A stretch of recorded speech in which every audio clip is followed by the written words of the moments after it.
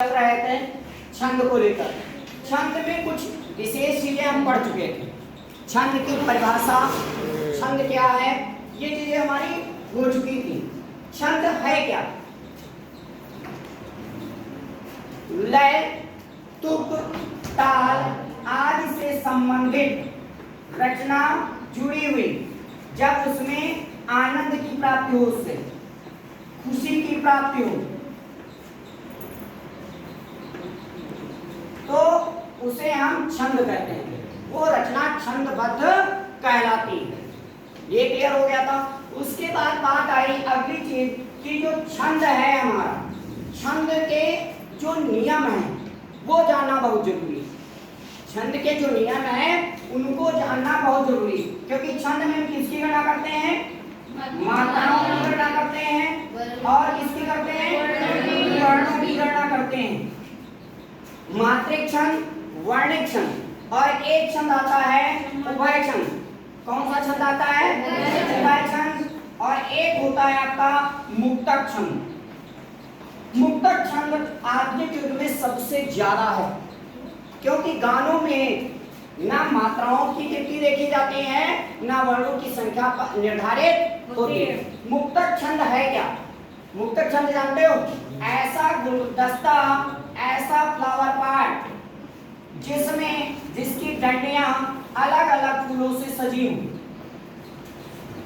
गुलाब का फूल, जूही, चमेली, जो भी है, अलग अलग पुष्प हैं इसमें, लेकिन अंत में इनकी डंडी जो है एक से जुड़ी है। मुक्तक छंद की यही विशेषता, उसकी जितनी लाइनें हैं सभी अलग अलग हैं। एक जो पहली लाइन का अर्थ होगा उसका दूसरी लाइन से कोई वास्ता नहीं है। मतलब कि जो इस गुलाब का फूल का वास्ता है वो इसी डंडी से है, इस कमल के पुष्प की डंडी से इसका कोई लेना देना नहीं है। सिर्फ ये क्या कर रहे हैं, सारे फूल मिलकर इस गुलदस्ते की क्या कर रहे हैं? सुंदरता को बढ़ा रहे हैं, खुशी को बढ़ा रहे हैं, आनंद को बढ़ा रहे हैं। मुक्तक छंद। अच्छा, मात्रिक छंद में क्या होता है? मात्राओं की गणना की जाती है, और वर्णिक छंद में वर्णों या अक्षरों व्यंजनों की गणना की जाती है। उभय छंद क्या है? इसमें मात्रा और वर्ण की दोनों की गणना क्या करते हैं? बताइए तो। उभय छंद में क्या होता है? मात्राएं व वर्ण क्या होते हैं? समान होते हैं। जितनी मात्राएं होंगी उतने ही वर्ण होंगे, जितने वर्ण होंगे उतनी ही मात्राएं होंगी। इसीलिए क्या कहते हैं इसको? उभय छंद कहा जाता है। मुक्तक छंद तो समझ ही गए हैं। मुक्तक छंद क्या है? जिसकी प्रत्येक पंक्ति दूसरे पर आश्रित न हो और प्रत्येक पंक्ति का अर्थ क्या हो? अलग अलग, तो उसे मुक्तक छंद कहते हैं। मतलब कि मुक्त कंठ से गाई गई रचनाएं। एक चर्च में एक छोटा लड़का गया और वो प्रेयर कर रहा था। चर्च में इंग्लिश में प्रेयर होती है, जो भी गॉड और जो भी बोलते हो, ठीक है। वो लड़का गया छोटा, ABCDEF। फादर आया, उससे बोला बच्चा ये क्या कर रहा है? फादर प्रेयर गाटी कर रहा है, ये तो प्रेयर नहीं है। तो उसने क्या जवाब दिया? फादर मुझे प्रेयर नहीं आती, मुझे प्रेयर नहीं आती है, और मैं मानता हूं कि जो ये प्रेयर है वो इन्हीं अल्फाबेट वर्णों से मिलकर बनी है। इसलिए जो ईश्वर को, गॉड को पसंद होगी वो प्रेयर स्वयं बना ले। अक्षर हम दिए दे रहे हैं, छांट बीन के तैयार कर रहे हैं। उन्होंने ये कहा, उस बच्चे ने जवाब दिया।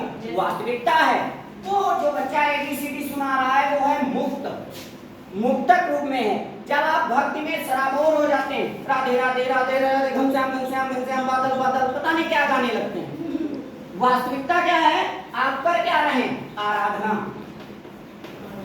जब आप भाव विभोर हो जाते हैं तो आप मुक्तक स्वर में, मुक्तक छंद में चले जाते हैं। आप देखिए जो नई नई रचनाएं लिखते हैं, क्या आपको पता है किस छंद में? वो आपकी रचना मुक्तक छंद में। गिन के देखना, एक पंक्ति का दूसरी पंक्ति से कोई लेना देना नहीं होता है। जितने नए कवि हैं मुक्तक छंद का प्रयोग अधिक करते हैं। क्यों? मुक्तक छंद में एक सबसे बड़ी सुविधा यही है कि कोई ये नहीं सकता है तुमने एक लाइन में तो मात्राएं ज्यादा है, दूसरे में कम है, एक में वर्ण ज्यादा है, दूसरे में कम कर दिए, तो वहां पर कोई इसका जायजा पूछने वाला नहीं, कोई आलोचक आलोचना करने वाला नहीं, बस वो अच्छा या बुरा कहकर वहां पर संतुष्ट हो सकता है सालु व्यक्ति आलोचक, इसके अतिरिक्त कुछ भी नहीं कर सकता है।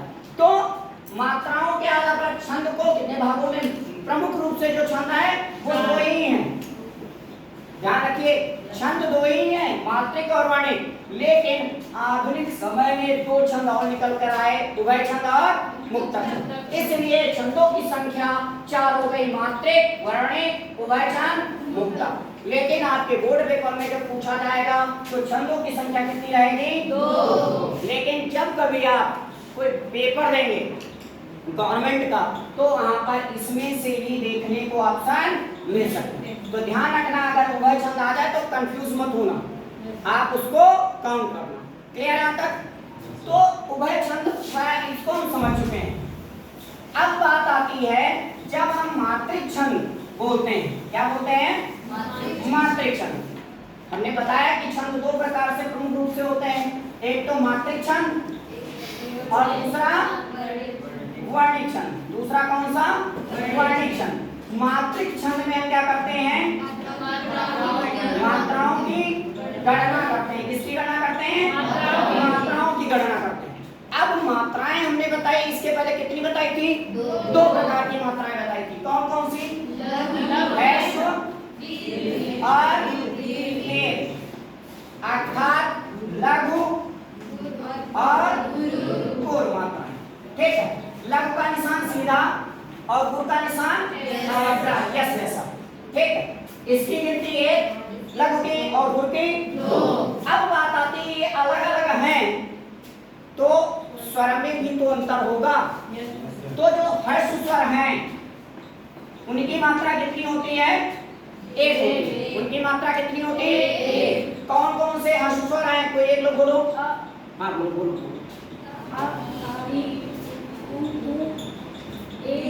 गलत। आ, इ, उ, रे, ये आपके क्या कहलाते हैं? हर्ष स्वर। आप देखिए हिंदी भाषा में कितने स्वर हैं? कितने स्वर हैं? 11। अब अगर हम दीर्घ स्वर की बात करें तो कौन से दीर्घ स्वर हैं? आ, इ, उ, ए, ऐ, ओ, नहीं, बस इतने ही स्वर। तो टोटल अगर हम स्वर की बात करें तो कितने होते हैं? 11 स्वर होते हैं। बात आती है एक स्वर काउंटिंग में नहीं, कहीं उसकी मात्रा नहीं, लेकिन वो मात्रा गणना की जाती है। अगर हम बात करते हैं इन मात्राओं की गणना की, अगर इनको हम क्या कहते हैं? मात्राएं दिखा दें तो छोटे आ की मात्रा क्या होती है? दिखाई नहीं देती, वर्ण में जुड़ी होती है। आ की मात्रा कैसी होती है? बड़े आ की, डंडा हो गया। छोटे की मात्रा आगे से, बड़ी की मात्रा पीछे से, छोटे की मात्रा गोल और बड़े की मात्रा बताओ भाई, उल्टा। इसका विपरीत, ये जो गोल हुई है इसका सीधा हो गया, है ना? आगे इधर क्या है? री की मात्रा ये वाला नीचे का, है ना, मसियानी मात्रा। और इधर ए की 1 मात्रा और आई की 2 मात्राएं और ओ की 1 मात्रा और औ की 2 मात्राएं। ये कंफर्म। अच्छा, क्या इसके अतिरिक्त आपको कई मात्राएं लगी मिली हैं? लगी मिली हैं। आप और करिए, हम मात्रिक छंद में गणना करते हैं तो एक आपको ये भी मात्राओं में मिलता है, ये भी मिलता है और एक ये भी मिलता है और एक यह भी मिलता है। आप देखिए आपको मिलेंगे वर्णों में। Yes sir. भैया कहा है इसको? हाँ दबा दो वहां से। ठीक है, तो ये मात्राएं हैं। अब इसमें जो ये वाली मात्रा और ये वाली जो मात्रा, इसको किसमें गिना जाता है? ह्रस्व स्वर में। तो यहाँ हम ह्रस्व स्वर की संख्या नहीं बढ़ा रहे हैं, हम ये बता रहे हैं, ह्रस्व स्वर यहाँ से मिटा दें, हम यहाँ बात कर रहे हैं लघु मात्राओं की, लघु मात्राओं की गणना की। स्वर नहीं बढ़ा रहे हैं। तो यहाँ अगर ये मात्रा आपको ऐसी कहीं मिल जाए या चंद्र बिंदु मिल जाए तो इसकी गणना हमेशा कितनी करनी है? एक। क्लियर है? तो इसकी गणना हम क्या करेंगे? एक करेंगे। अच्छा, एक और चीज मिलती है, कभी कभी हलंत वाला स्वर मिल जाता है या कोई वर्ण मिल जाता है। अगर हलंत लगा हुआ है तब भी गणना एक की जाती है। कितनी की जाती है? अच्छा, कभी कभी उच्चारण की सुविधा को लेकर, किसको लेकर? उच्चारण की सुविधा को लेकर भी मात्राओं की गणना दीर्घ ना करके, गुरु ना करके लघु में ही गिनी जाती है। अधिकतर आपने कबीर के कई दोहे ऐसे पढ़े होंगे जिनमें दोहों की मात्राओं की संख्या किसी एक दल में एक बढ़ जाती है। पर गौर करना, काउंटिंग करना, तो किसी में आपको एक बढ़ी मिलेगी। बढ़ने का कारण क्या है? उच्चारण को सुंदर करना। दोहे को सुंदर बनाने के लिए उस लघु वर्ण को या दीर्घ वर्ण को लघु वर्ण में गिन लिया जाता है या लघु को वहां दीर्घ बना दिया जाता है। लेकिन वास्तविकता क्या होती है? वो लघु ही होता है, लघु में ही काउंट होता है। तो ये ध्यान रखें, अगर कभी एक नंबर बढ़ जाता है आपका मात्राओं में तो परेशान ना हो किसी एक दल में, क्योंकि वास्तविकता क्या है? वो जो दीर्घ तुम काउंट कर रहे हो वो लघु ही। ठीक है? क्योंकि कभी कभी क्या होता है, हम कहते हैं दोहे में 24 हैं, सोठा में 24 मात्राएं हैं और एक मात्रा बढ़ गई तो कंफ्यूज हो गया, ये कौन सा छंद है? छंद दोहा ही है, क्योंकि एक मात्रा बढ़ी है ना, उसका बढ़ने का कारण क्या है? उच्चारण को अच्छा बनाना। क्योंकि छंद का काम क्या है? पहले हमने बताया कि लय, तुक, ताल, गति को क्या करना?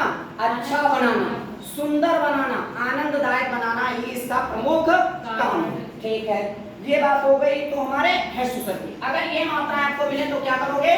ह्रस्व स्वर की गणना में कर लोगे। अब आते हैं दीर्घ मात्राओं में। तो दीर्घ मात्राओं में क्या होता है? पहली चीज तो ये सारे स्वर आपको कहीं मिल जाए, इनकी गणना कितनी करोगे? दो कर लोगे। कितनी कर लोगे? दो कर लोगे। उसके बाद आपका है कभी कभी आपको जब ये वाला मिलेगा, क्या मिलेगा? अंग। क्या मिलेगा? अंग मिलेगा। तो इस अंग की मात्रा, अब यहाँ दीर्घ स्वर मत सोचना कि स्वर 8 बना दिए, नहीं, ये स्वर में सम्मिलित नहीं है, लेकिन मात्राओं में ये दीर्घ सम्मिलित है। अगर अंग की मात्रा लगती है तो उसकी गिनती कितनी करेंगे? दो। क्योंकि कभी कभी कंफ्यूजन होता है, तो स्वर नहीं है तो इसकी गणना भी एक करेंगे, ऐसा नहीं। कई बार अधिकतर बच्चे गलत करके आते हैं कि ए लिखा है और अगर ए की मात्रा लगी तो दो गिन लेंगे, लेकिन जब ए लिखा है तो एक गिन के आ जाएंगे, क्योंकि ये लगता ही है कि ह्रस्व है, लेकिन वास्तविकता क्या है? ये ह्रस्व स्वर नहीं है। इसको दीर्घ स्वर में गिना जाता है, इसकी मात्रा दो गिनी जाती है। ये हमारे थी मात्राओं की गणना करने के तरीके। कभी कभी आपको आधे अक्षर मिलते हैं, मिलते हैं ना, तो आधे अक्षरों की गणना क्या करते हैं? उसके बाद वाले वर्ण में गिनती कर दी जाती है और आधे अक्षर की कोई भी गणना नहीं की जाती है, अर्थात स्वतंत्र रूप से आधे अक्षर की कोई भी मात्रा जोड़ी नहीं जाती, ना लगाई जाती।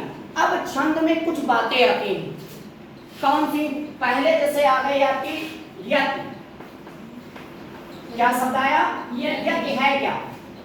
जो दल पढ़ते पढ़ते, कहते कहते आप कुछ समय के लिए रुकते हैं, एक पल के लिए, एक सेकंड के लिए, 2 सेकंड के लिए, 5 सेकंड के लिए, वो ठहराव, वह ठहराव या विराम, पूर्ण विराम, अल्प विराम, अर्ध विराम, जो चिन्ह लगाते हो वही ही क्या कहलाता है?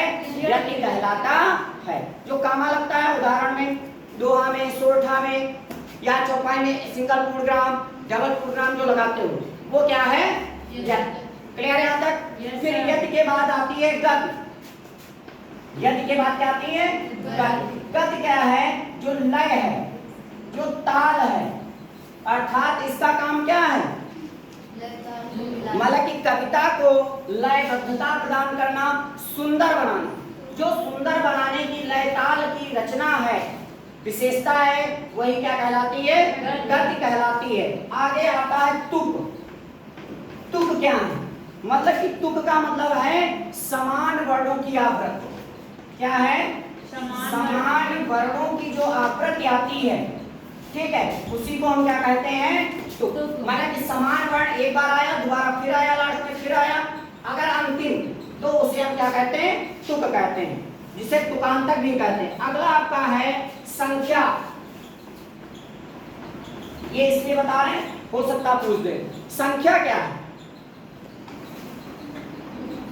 संख्या कहां से निकालते हैं?